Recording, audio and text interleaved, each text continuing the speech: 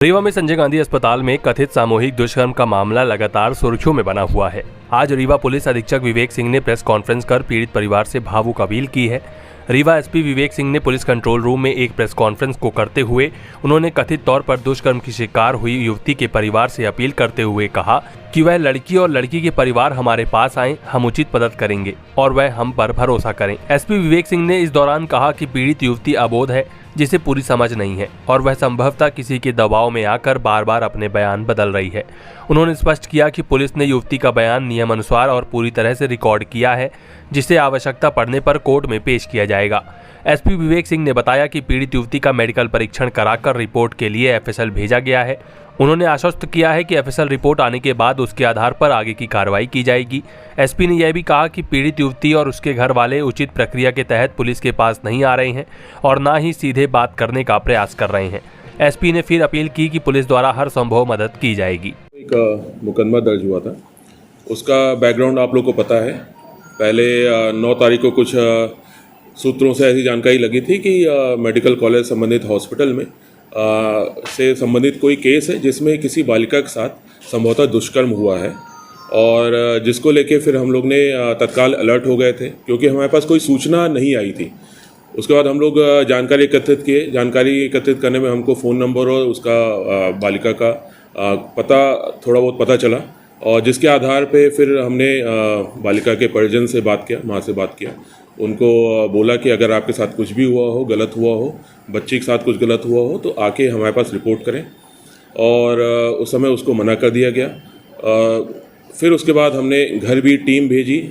अगले दिन हमने जब हमें सूचना मिली तो उसके बाद हमने घर भी टीम भेजी और सिविल में टीम भेजी ताकि किसी प्रकार से निजता और गोपनीयता भंग ना हो। हमने अपनी साइड से उसका पूरा प्रयास किया था तो वहाँ पे नहीं मिले थे। ये पता चला कि कहीं अपने रिलेटिव्स के यहाँ गए हैं और फिर हमारा फ़ोन भी उस समय नहीं उठ रहा था तो हम लोग उस टाइम पे थोड़ा हेल्पलेस हो गए थे कि कैसे अब इसमें हम आगे बढ़ें।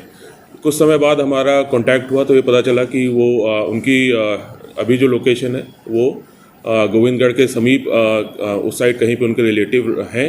तो जिसके आधार पे फिर हमने उनसे बोला कि आप गोविंदगढ़ रेस्ट हाउस आ जाएं और आपकी सहूलियत की जगह भी रहेगी और हम लोग वहाँ पहुँच के आपका जो भी बयान होगा वो लेंगे। अगर आप जो भी कराना चाहते हैं, जो भी कार्रवाई कराना चाहते हैं वो करें। तो ये बात बिल्कुल गलत है कि हम लोग की तरफ से क्योंकि फैमिली या पीड़ित या फरियादी कोई भी एफआईआर कराने नहीं आया। जो भी इनिशिएटिव लिया गया, जो भी प्रयास किए गए वो हम लोग ने स्टार्ट किए थे कि अगर किसी बच्ची के साथ कुछ गलत हुआ है तो हम उसको जो उसके आरोपी हैं, जो गलत किए हों, उनको हम सज़ा दिला सकें। तो हमारे पूरा पुलिस टीम इसमें लग के हम लोग प्रयासरत थे। हमारे साथ तहसीलदार और प्रशासन भी उसमें लगा हुआ था।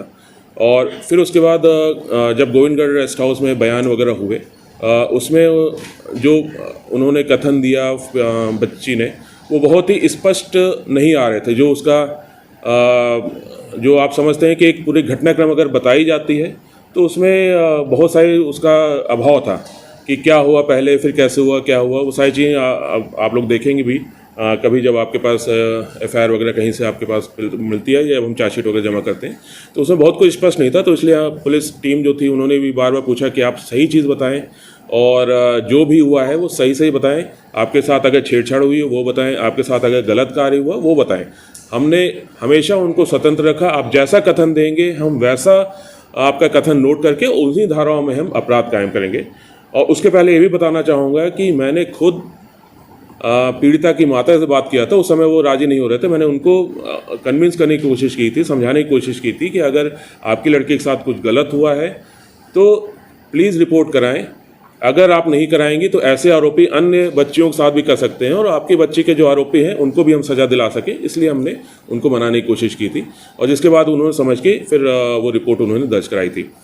बहरहाल फिर जब रिपोर्ट वगैरह दर्ज हुई उसमें क्योंकि काफ़ी रात हो गई थी और फिर उनकी सहूलियत के लिए, क्योंकि अगले दिन इसमें कई सारी प्रक्रियाएँ होती हैं, मेडिकल होता है, न्यायालय जाँच होती है, इसलिए फिर उनको लाके उनकी ही सहमति से उनकी माँ के साथ, लड़की की माँ और उनको हमने वन स्टॉप सेंटर में रखा था।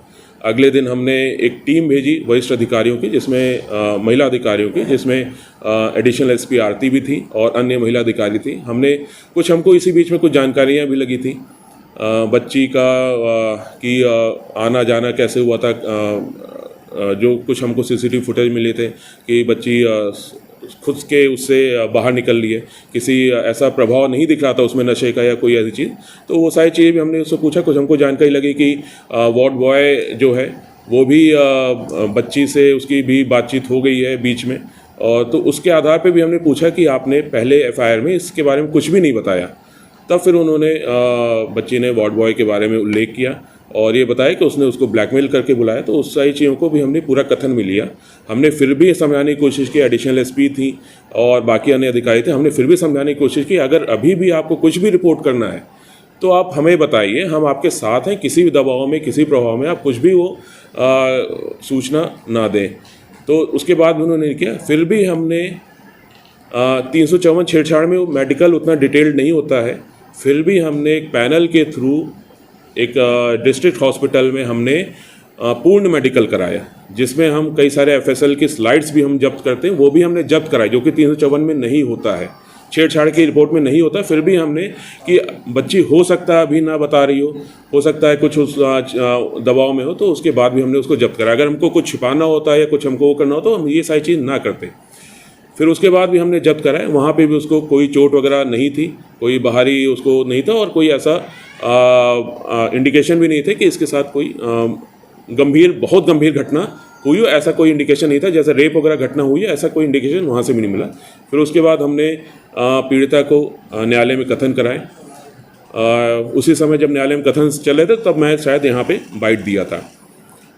न्यायालय में कथन में भी पीड़िता ने सिर्फ छेड़छाड़ की घटना बताई है और उसमें कुछ उन्होंने ये भी बताया कि कुछ उसके फ़ोटो थे जो मॉर्फ करके उसने उसको ब्लैकमेल किया, जिसकी वजह से वो महेंद्र के ही नाम पे छेड़छाड़ घटना, और बाकी जब वापस आ रही थी तो 2 अन्य लोग के द्वारा छेड़छाड़ की घटना उन्होंने बताई थी। और लेकिन जब बाहर निकल के करीब आधे एक घंटे बाद पीड़िता ने फिर गैंग रेप का उसमें हमको बताया, और उन्होंने ये भी बताया कि हमने न्यायालय में भी यही कथन दिया जो हम मीडिया को अभी दे रहे हैं, और जब हमने न्यायालय का कथन देखा तो उसमें मात्र छेड़छाड़ का दिया था। अब न्यायालय में तो किसी का दबाव रहता नहीं है, क्योंकि वहाँ माननीय महिला मजिस्ट्रेट होती हैं जो कि पीड़िता से खुद ही पूछती हैं, खुद ही समझती हैं और पूरा जो भी घटनाक्रम पीड़िता बताती है उस हिसाब से उसको लिखती हैं। उनको कोई चीज़ और सवाल पूछने होते तो वहाँ पूछती हैं। तो उस कथन में भी कुछ नहीं आया था। बहरहाल फिर मीडिया के सामने पीड़िता ने बताया, और आपने देखा होगा कि वो कथन जो उन्होंने उस दिन दिया था, उनके परिजनों ने दिया था, और आज के कथन उसमें बहुत अंतर आपको दिखे होंगे। उस समय उन्होंने बताया था कि जब वो महेंद्र, आज वो कहती है कि हमने न्यायालय में वो नहीं कहा जो हम यहाँ कह रहे हैं, तो क्या मानते हैं इसमें कुछ राजनीतिक व्यक्ति शामिल हो गए हैं और इसको मामले को खूब पकड़ा है? निश्चित रूप से, जैसे आपने सुना ही होगा, उस दिन उसने पीड़िता बच्ची ने बोला था कि हमने न्यायालय में वही कहा जो अभी यहाँ कह रहे हैं।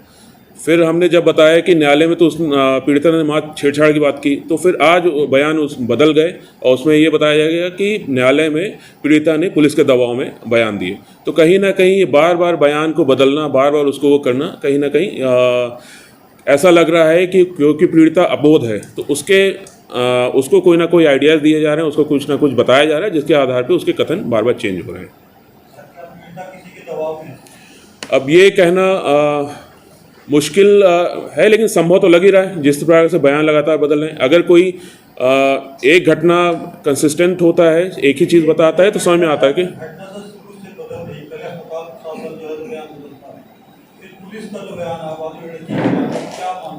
देखिए, लड़की का बयान हमने पूरा वीडियोग्राफी किया था। जब हमने एफआईआर भी की है, वो भी हमारे बीएनएस कानून में है, बीएनएसएस में है कि हम लड़की का बयान भी वीडियोग्राफी करेंगे, और उससे हमने लिखित भी बयान लिया है।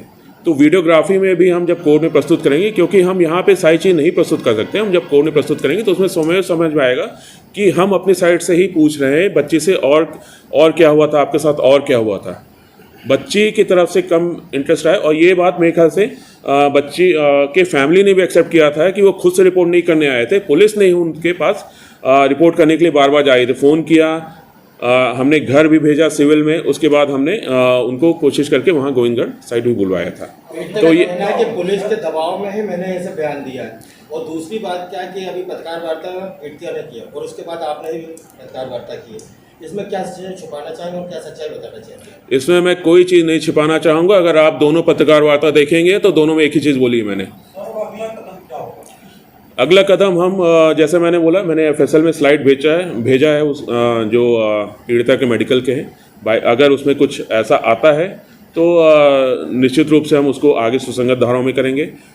पीड़िता अगर हमको अप्रोच करती है या पीड़िता के परिजन हमसे बात करते हैं, अभी तक हम ही बात कर रहे हैं, अभी तक हम ही जा रहे हैं पीड़िता के पास, अभी तक हम ही कर रहे हैं। पीड़िता प्रेस कॉन्फ्रेंस के माध्यम से, अन्य माध्यम से अपनी चीज़ें बता रही है, लेकिन हमारे पास खुद से नहीं आ रही हैं या हमारे थ्रू नहीं आ रही। जो एक चैनल है पूरा एक क्रिमिनल जस्टिस सिस्टम का, उसके थ्रू नहीं आ रही हैं और हम ही अप्रोच कर रहे हैं, हम ही सारी शिकायतें नोट कर रहे हैं और सारी चीज़ कर रहे हैं। तो हमारा अपील है कि आप हम पे भरोसा करें और हम आपकी जो भी जेन्युइन चीज़ें हैं उसमें हम आपकी मदद करेंगे।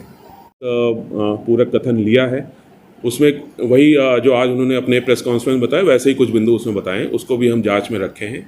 और हम प्रयास ये कर रहे हैं कि पीड़िता को हम जो भी उसके साथ अगर जो गलत हुआ उसको हम न्याय दिला पाएँ। जो मेडिकल में वो एफएसएल की स्लाइड्स जब्त हुई हैं उसको भी हम क्योंकि अभी तक उसमें धारा ही नहीं जुड़ी है, लेकिन हमने उसको फिर भी हमने एफएसएल लैब भेजा है कि बाई चांस हमको कुछ भी एविडेंस उसमें मिलते हैं तो हम उसमें सुसंगत धाराएं उसमें बढ़ाएंगे। इसके साथ साथ जो पीड़िता है उसकी माँ ने भी, आपने देखा होगा कथन दिए थे, तो उसमें माँ ने भी बोला था कि नहीं, कोई दबाव पुलिस ने नहीं बनाया। तो कहीं ना कहीं ऐसा मुझे लग रहा है कि पीड़िता को आगे करके कुछ अन्य तरह के इसमें क्रियाकलाप किए जा रहे हैं, जो कि बहुत ही दुखद है। एक पीड़िता एक छोटी सी बच्ची है, 16 साल की बच्ची है। मैं सभी से अपील है कि उसको इस तरह से चीज़ों में ना यूज़ करें और जो सच्चाई है उसको आने दें। और क्योंकि अगर हम आप देखेंगे अभी तक 4-5 बयान उसके चेंज हो गए हैं और जो उसका ओरिजिनल केस है वो भी कमज़ोर होता जाएगा अगर उसके बयान ऐसे ही बदलते रहेंगे।